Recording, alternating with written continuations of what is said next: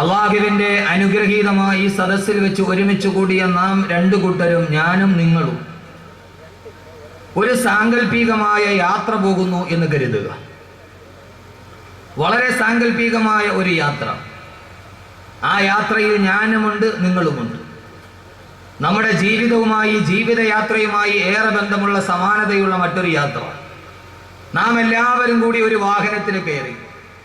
ആ വാഹനം വളരെ വിശാലമായ, നീണ്ടു നിവർന്നു കിടക്കുന്ന, അറ്റമില്ലാതെ കിടക്കുന്ന ഒരു ഒറ്റയടി പാതയിലൂടെ, ആ പാതയ്ക്ക് വഴിവുകളില്ല, പിരിവുകളില്ല, ശാഖകളില്ല, ഒന്നുമില്ല, നീണ്ടു നിവർന്നു കിടക്കുന്ന ഒരു ഒറ്റയടി പാതയിലൂടെ ആ യാത്ര അഭംഗുരം മുമ്പോട്ട് പോകുന്നു.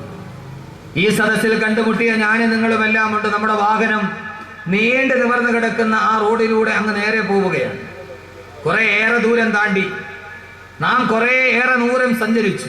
നമുക്ക് തിരിഞ്ഞു നോക്കേണ്ട കാര്യമുണ്ടായിരുന്നില്ല. കാരണം ആ ഒരൊറ്റ വഴി മാത്രമേ ഉള്ളൂ. അവസാനം കുറെ ഏറെ ദൂരം യാത്ര ചെയ്ത് കഴിഞ്ഞപ്പോൾ നാം എത്തിച്ചെന്ന് നിന്ന ആ വഴി അവിടെ വെച്ച് രണ്ടായി പിരിയുന്നു. ഒന്ന് ഇടതു ഭാഗത്തേക്ക്, മറ്റൊന്ന് വലതു ഭാഗത്തേക്ക്. നമ്മളെല്ലാവരും നമ്മുടെ വാഹനത്തിലിരുന്ന് സ്വാഭാവികമായി നേരെ പോകുന്ന ഒരു വഴി രണ്ടായിട്ട് പിരിയുമ്പോൾ ഈ രണ്ടു വഴിയും പോകുന്നത് എവിടേക്കാണ്, ഇത് എവിടെയാണ് ചെന്നെത്തുക എന്നൊരു ആരോ മാർക്കിട്ട് സാധാരണയായി നമ്മുടെയൊക്കെ നാടുകളിൽ എഴുതി വെക്കാറുണ്ട്.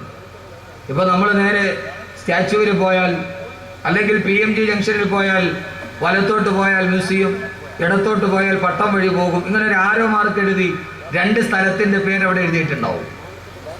സ്വാഭാവികമായി നമ്മൾ എത്തിച്ചേർന്ന ഈ നാൽക്കവല, ഇടത്തോട്ടും വലത്തോട്ടും വഴി പിരിയുമ്പോൾ നാം അവിടെ ചെന്ന് നമുക്ക് എങ്ങോട്ടാണ് സഞ്ചരിക്കേണ്ടത് എന്നറിയാൻ ആ ആരോ മാർക്ക് നാം ഒന്ന് നോക്കിയപ്പോൾ ഇടത്തോട്ടും ഒരു വഴി പോകുന്നു, വലത്തോട്ടും ഒരു വഴി പോകുന്നു. അതിന്റെ ആരോ മാർക്കിന്റെ താഴെ എഴുതിയിരിക്കുന്നു ഇതിലെ പോയാൽ ചെന്നെത്തുന്ന സ്ഥലത്തിന്റെ പേര് ഇതാണ്. പക്ഷെ ആ പേരൊക്കെ ഞാൻ അവസാനം പറയാം. വലത്തോട്ടുള്ള ആരോ മാർക്കിന്റെ താഴെ എഴുതിയിരിക്കുന്നു ഇതിലെ സഞ്ചരിച്ചാൽ ചെന്നെത്തുന്ന സ്ഥലത്തിന്റെ പേര് ഇതാണ്. പക്ഷെ അസാധാരണമാം വിധം നാം എത്തിച്ചേർന്ന സ്ഥലത്ത് ആ ആരോ മാർക്കിന്റെ താഴെ ഈ കടന്നു പോകുന്ന സഞ്ചരിക്കേണ്ട വഴിയുടെ ചില പ്രത്യേകതകൾ കൂടി എഴുതി വെച്ചിട്ടുണ്ട്.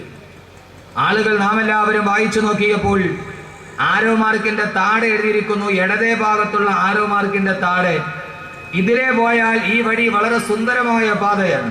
കുണ്ടുകളില്ല, കുഴികളില്ല, യാതൊരുവിധ ദുർഘടമായ പ്രശ്നങ്ങളൊന്നുമില്ല. നാം എല്ലാവരും ആഗ്രഹിക്കുന്ന പോലെ വാഹനത്തിൽ ചാരി കടന്ന് മനസ്സും ശരീരവും ആഗ്രഹിക്കുന്നതെല്ലാം കുടിച്ചും തിന്നും മതിച്ചും രസിച്ചും അതിലൂടെ സഞ്ചരിക്കാം. ഈ വഴിയിലൂടെ പോയാൽ ഏറ്റവും സുന്ദരമായ പാത, കുണ്ടുകളില്ല, കുഴിവുകളില്ല. ഇഷ്ടമുള്ളത് കുടിക്കാം, ഇഷ്ടമുള്ളത് തിന്നാം, ഇഷ്ടമുള്ളിടത്ത് കിടന്നുറങ്ങാം, ഇഷ്ടമുള്ളതെല്ലാം ചെയ്യാം. വളരെ സുന്ദരവും സുലഭവുമായി, ആരും ചോദ്യം ചെയ്യാനില്ല, ഒന്നും ബാധകമല്ല. ഈ വഴിയിലൂടെ പോയാൽ നിയമപാലകരില്ല, നിയമങ്ങൾ ബാധകമല്ല. നാം ആഗ്രഹിക്കുന്നത് പോലെയെല്ലാം തുള്ളിക്കളിച്ച് നമുക്ക് ആ പാതയിലൂടെ സഞ്ചരിക്കാം. പക്ഷെ അതിന്റെ താഴെ എഴുതിയിരിക്കുന്നു കാര്യങ്ങൾ എങ്ങനെയൊക്കെ ആണെങ്കിലും ഇത്ര സന്തോഷത്തോടെ, ആഗ്രഹത്തോടെ, എല്ലാം ആഗ്രഹിക്കുന്നത് പോലെ ജീവിച്ച് ഇതിലൂടെ പോകാൻ കഴിയുമെങ്കിലും ഈ പാത ചെന്നെത്തുന്ന സ്ഥലം ഒരു അഗാധമായ കുഴിയിലേക്കാണ് ഈ പാത ചെന്നെത്തുക. എങ്ങാനും അതിലെങ്ങാനും പോയി വീണു പോയാൽ നാഗങ്ങളും, വിഷം ചീറ്റുന്ന നാഗങ്ങളും, ചിഹ്നം വിളിക്കുന്ന കാട്ടാനകളും, ഹിംസ്ര ജന്തുക്കളും വിഹരിക്കുന്ന ഒരു വലിയ അഗാധമായ പടുകുഴിയിലേക്കാണ് ഈ പാത ചെന്നെത്തുന്നത്. അറിയാതെ എങ്ങാനും വീണുപോയാൽ പിന്നീട് അവിടെ നിന്ന് തിരിച്ച് എഴുന്നേറ്റ് വരൽ സാധ്യമല്ല. എങ്ങാനും വീണുപോയാൽ പിന്നീട് എഴുന്നേറ്റതിൽ നിന്ന് തിരിച്ചു വരൽ സുസാധ്യമല്ല. നാം ആ ബോർഡ് വായിച്ചു. ആ യാത്രയിൽ ഞാനുമുണ്ട്, നിങ്ങളുമുണ്ട്, എല്ലാ ആളുകളുമുണ്ട്. സുധീർ ഭായി ഉണ്ട്, സൈബുദ്ദീൻ ആചേണ്ടി ഇരിക്കുന്ന നിങ്ങളെല്ലാവരും ഉണ്ട്, സർവ്വ ആളുകളുണ്ട്. നമ്മളെല്ലാവരും, ഞാനും അക്കൂട്ടത്തിലുണ്ട്. അള്ളാഹു നമ്മുടെ യാത്ര സഫലമാക്കട്ടെ. അള്ളാഹു നമ്മുടെ യാത്ര സഫലമാക്കട്ടെ. ഇന്ത്യൻ റെയിൽവേയിൽ ടിക്കറ്റ് എടുത്താൽ അതിന്റെ താഴെ കാണും wish you A happy journey. Indian റെയിൽവേയുടെ ടിക്കറ്റിന്റെ താഴെ എപ്പോഴും ഉണ്ടാകാം wish you A happy journey. നിങ്ങൾക്കൊരു സന്തോഷകരമായ യാത്ര ഞങ്ങൾ ആശംസിക്കുകയാണ്. നമ്മുടെ യാത്ര നാളെ അവസാനിക്കുമ്പോൾ അള്ളാഹു ഈ യാത്ര ഏറ്റവും നല്ല ശുഭകരമായ ഒരു അന്ത്യം കുറിക്കുന്ന യാത്രയെ അള്ളാഹു സ്വീകരിക്കട്ടെ. വലതുഭാഗത്തെ ബോട്ട് നോക്കിയപ്പോൾ അതിന്റെ താഴ്ഭാഗത്ത് എഴുതിയിരിക്കുന്നു ഇതിലെ പോയാൽ വളരെ ദുർഘടമായ പാത, കുണ്ടുകളും കുഴികളും നിറഞ്ഞ പാത. അതിലെ സഞ്ചരിച്ചാൽ ശരീരവും മനസ്സും വല്ലാതെ ഉലഞ്ഞ് വളരെ കഷ്ടപ്പെട്ടിട്ടല്ലാതെ ഈ പാതയിലൂടെ സഞ്ചരിക്കാൻ കഴിയില്ല. അതിലെ പോയാൽ ഏറെ പ്രയാസങ്ങൾ സഹിക്കേണ്ടി വരും. അതിലെയുള്ള പാത വളരെ സുഗമമല്ല, പരുപരുത്ത കല്ലുകളും മുള്ളുകളും നിറഞ്ഞു നിൽക്കുന്ന ഒരു പാത. പക്ഷെ അതിലെ സഞ്ചരിക്കുമ്പോൾ ഇഷ്ടമുള്ളത് കുടിക്കാൻ കഴിയില്ല, ഇഷ്ടമുള്ളത് കഴിക്കാൻ കഴിയില്ല, ഇഷ്ടമുള്ളിടത്ത് കിടന്നുറങ്ങാൻ കഴിയില്ല. മനസ്സും ശരീരവും എന്താഗ്രഹിച്ചാലും അതിനെയെല്ലാം അടിച്ചമർത്തി ഇഷ്ടങ്ങളോടെല്ലാം പൊരുതിയിട്ടല്ലാതെ അതിലൂടെ സഞ്ചരിക്കാൻ കഴിയില്ല. മനസ്സും ശരീരവും നല്ല കഷ്ടപ്പാടുകളും ബുദ്ധിമുട്ടുകളും സഹിച്ചാൽ മാത്രമേ ആ റോഡിലൂടെ പോകാൻ കഴിയൂ.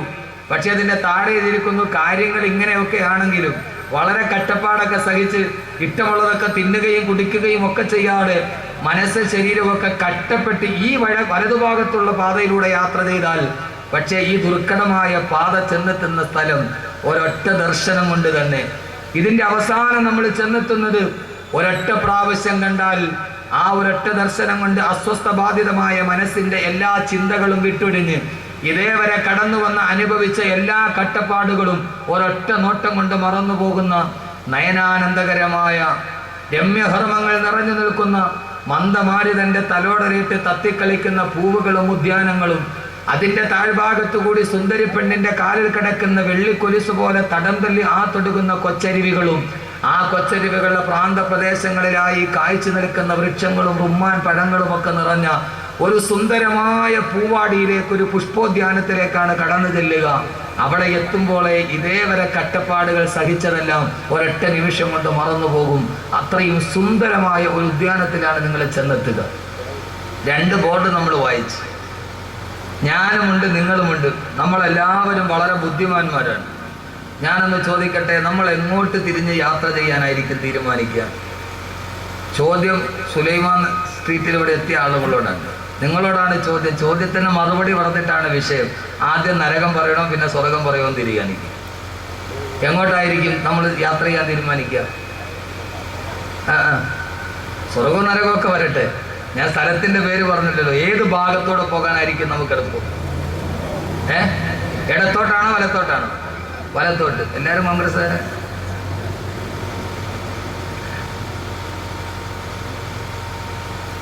വളരെ ആലോചിച്ചിട്ട് വേണം പറയാൻ. വലത്തോട്ടാണെന്ന് പെട്ടെന്ന് പറയാം, പക്ഷെ അതിലെ സഞ്ചരിച്ചാൽ വളരെ ദുർഘടമായ പാത. ഇഷ്ടമുള്ളത് കുടിക്കാൻ കഴിയില്ല, ഇഷ്ടമുള്ളത് കഴിക്കാൻ കഴിയില്ല, ഇഷ്ടമുള്ളിടത്ത് കിടന്നുറങ്ങാൻ കഴിയില്ല. അതിലെ പോയാൽ ധാരാളം നിയമങ്ങളുണ്ട്, നിരോധനങ്ങളുണ്ട്, ഹലാലുകളുണ്ട്, ഹറാമുകളുണ്ട്, മുബാഹികളുണ്ട്, ഫർളുകളുണ്ട്, സുന്നത്തുകളുണ്ട്. ഏറെ കഷ്ടപ്പാടുകൾ സഹിച്ചാലല്ലാതെ അതിലെ നടന്നു പോകാൻ കഴിയില്ല. അതുകൊണ്ട് ആലോചിച്ചിട്ടേ പറയാവൂ. അങ്ങനെ തന്നെയാണല്ലോ, സഹോദരിമാരും അങ്ങനെ തന്നെ. പക്ഷെ അതിലെ പോയാൽ പർദ്ദയിടണം, തലമറയ്ക്കണം, റഷ്യൻ സർക്കസ് കാണാൻ പറ്റൂല, കാർണിവലിന് പോകാൻ പറ്റൂല. ഇങ്ങനെ ധാരാളം പ്രശ്നങ്ങളുണ്ട്. ശരി, അള്ളാഹു നമ്മുടെ യാത്ര വലത്തേക്ക് തന്നെ ആക്കട്ടെ. സഹോദരങ്ങളെ, ഇടത്തോട്ടുള്ള ആരോ മാർക്കിന്റെ താഴെ എഴുതിയിരിക്കുന്നു, ഇതിലെ സഞ്ചരിച്ചാൽ എത്തുന്ന സ്ഥലത്തിന്റെ പേരാണ് നരകം. വലതുഭാഗത്തോട്ടുള്ള ആരോ മാർക്കിന്റെ താഴെ എഴുതിയിരിക്കുന്നു, ഇതിലെ സഞ്ചരിച്ചാൽ എത്തുന്ന സ്ഥലത്തിന്റെ പേരാണ് സ്വർഗം. അല്ലാഹു സുബ്ഹാനഹു വ തആല നമ്മുടെ ഈ യാത്ര അല്ലാഹു സ്വർഗത്തിൽ സമാപിപ്പിക്കട്ടെ. ആദ്യമായി വള്ളക്കടവിൽ ഞാൻ പ്രഭാഷണം നടത്തുമ്പോൾ നമ്മളൊരു യാത്രയിൽ പങ്കാളികളാവുകയാണ്. സ്വാഭാവികമായിട്ട് യാത്ര ചെയ്യുമ്പോഴാണല്ലോ ഒരാൾ നന്നായിട്ട് മനസ്സിലാക്കാൻ പറ്റുക എന്ന് ഉമർ റളിയല്ലാഹു അൻഹു പറഞ്ഞിട്ടുണ്ട്. ഒരാളെ ഏറ്റവും നന്നായിട്ട് മനസ്സിലാക്കുന്നത് യാത്ര ചെയ്യുമ്പോഴാണ്. അവൻ പിശുക്കനാണോ അതല്ല നല്ലവനാണോ എന്ന് മനസ്സിലാകുക യാത്ര ചെയ്യുമ്പോഴാണ്. അതുകൊണ്ട് ഈ വള്ളക്കടവിൽ ആദ്യമായി ഞാൻ കാലുകുത്തുമ്പോൾ നമുക്കൊരു യാത്രയിലേക്ക് പോകാം. ആ യാത്ര അവസാനിക്കുമ്പോൾ അള്ളാഹു ഒരു നല്ല യാത്രയായി അള്ളാഹു സ്വീകരിക്കട്ടെ. ആദ്യം നമുക്ക് ഇടത്തോട്ടൊന്ന് പോയി നോക്കാം.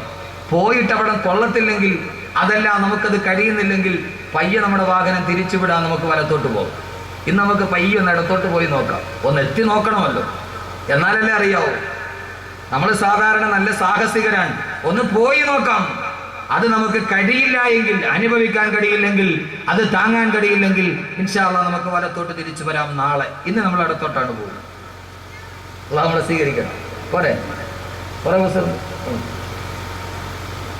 ഞാൻ സാധാരണയായി എന്റെ പ്രിയപ്പെട്ട സഹോദരങ്ങളെ ഒരു നാടൻ സംഭാഷണം പോലെ ഞാൻ എൻ്റെ വിഷയത്തിന് ആമുഖമായി പറഞ്ഞ ഈ വാക്ക് സാധാരണയായി ഒരാൾ പറയുന്ന ഒരു നാടൻ ഭാഷ പോലെ നിങ്ങളുടെ മുമ്പിൽ പറഞ്ഞ ഇത്രയും നേരം നാം ഒരു ജീവിതത്തിന്റെ സാങ്കല്പികമായ യാത്രയുടെ കഥാകഥനങ്ങൾ പറഞ്ഞ് ഇടത്തോട്ടും വലത്തോട്ടുള്ള പാത പറഞ്ഞ ഈ നാടൻ ചിന്താശകലം യഥാർത്ഥത്തിൽ ഇതൊരു നാടൻ വാക്കുകളല്ല.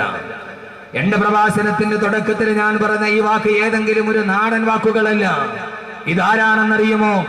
14 നൂറ്റാണ്ടുകൾക്ക് മുമ്പ് എവിടേക്കാണ് സഞ്ചരിക്കേണ്ടതെന്നറിയാതെ ഒരു കൈയിൽ ഒട്ടകത്തിന്റെ കടിഞ്ഞാണും മറുകൈയിൽ ചാട്ടവാറും ചുണ്ടിൽ ചൂളം വിളിയുമായി ലജ്നാൻ പർവ്വതത്തിന്റെ പ്രാന്തപ്രദേശത്തിലൂടെ ഇടയനില്ലാത്ത ആട്ടിൻപെട്ടത്തെ പോലെ അബദ്ധസഞ്ചാരം ചെയ്ത 6-ാം നൂറ്റാണ്ടിലെ കാട്ടറബികളെ എവിടേക്കാണ് സഞ്ചരിക്കേണ്ടതെന്നറിയാതെ ഭൗതികമായ ജീവിതത്തിന്റെ പച്ചത്തിളപ്പിന്റെ മുമ്പിൽ എന്തിനൊക്കെയോ ജീവിച്ചു പോയ 6-ാം നൂറ്റാണ്ടിലെ കാട്ടറബികൾ, ആ കാട്ടറബികളെ എവിടേക്കാണ് സഞ്ചരിക്കേണ്ടത് എന്ന് പറഞ്ഞു കൊടുക്കാൻ, ലക്ഷ്യബോധം പഠിപ്പിച്ചു കൊടുക്കാൻ വേണ്ടി വന്ന ആദരവായ പ്രവാചകൻ നബി മുഹമ്മദ് മുസ്തഫ, ആദരവായ പ്രവാചകൻ നബി മുഹമ്മദ് മുസ്തഫ സല്ലല്ലാഹു അലൈഹി വസല്ലമ ഓതിക്കൊടുത്ത 114 അധ്യായങ്ങൾ അടങ്ങുന്ന ബഹുമാനപ്പെട്ട പ്രവാചകൻ സല്ലല്ലാഹു അലൈഹി വസല്ലമ തന്റെ സമൂഹം മുഴുവനെ നരകത്തിന്റെ ഭാഗത്തേക്ക് ലക്ഷ്യബോധമില്ലാതെ സഞ്ചരിക്കുമ്പോ ഈ സമൂഹത്തിന് എങ്ങനെയാണ് ഒരു സൽപാന്താവ് വെട്ടിത്തുറന്നു കൊടുക്കുന്നത് എന്നറിയാൻ ജബലിനൂർ പർവ്വതത്തിന്റെ മുകൾ ഭാഗത്ത് താഴെയിരിക്കുന്ന ഹിറാ ഗുഹയിലിരുന്നു കൊണ്ട് പ്രവാചകൻ കഅബയെ നോക്കിയിരിക്കുമ്പോ അള്ളാന്റെ റസൂല് ധ്യാന നിമഗ്നനായിരിക്കുന്ന ഹിറാ ഗുഹയിലിരുന്നാൽ ഹിറാ ഗുഹയുടെ പ്രത്യേകത ഇപ്പോഴും ഹിറയിലിരുന്നിട്ട് മുമ്പോട്ട് നോക്കിയാൽ നേരെ കഅബാലയം കാണാം.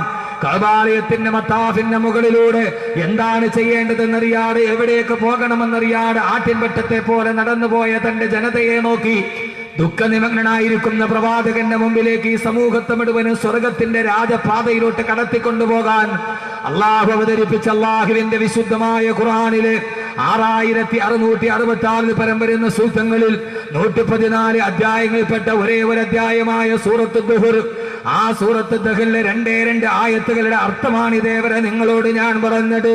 ഈ പറഞ്ഞതും ഈ യാത്രയും ഈ ബോട്ടും ഈ ആരോ മാർക്കുമെന്നും എന്റെ വാക്കുകളല്ല, അതൊരു നാടൻ ഭാഷയല്ല, അതെന്റെ ഏതെങ്കിലും ഒരു സരസമായ ഭാവനയല്ല. ഇത്രയും നേരെ 20 മിനിറ്റോളം നിങ്ങളോട് ഞാൻ പറഞ്ഞത് അള്ളാഹുവിന്റെ വിശുദ്ധമായ ഖുർആൻ ഇതേപോലെ എവിടേക്ക് സഞ്ചരിക്കേണ്ടതെന്നറിയാതെ നരകത്തിന്റെ പാത തെരഞ്ഞെടുത്ത ഒരു സമൂഹത്തിനോട് സ്വർഗത്തിന്റെ രാജപാത വെട്ടിത്തെളിച്ചു കൊടുത്ത ഖുർആൻ പറഞ്ഞ സൂറത്ത് ദഹറിലെ 2 ആയത്തുകളുടെ അർത്ഥമാണ് ഞാൻ പറഞ്ഞത്.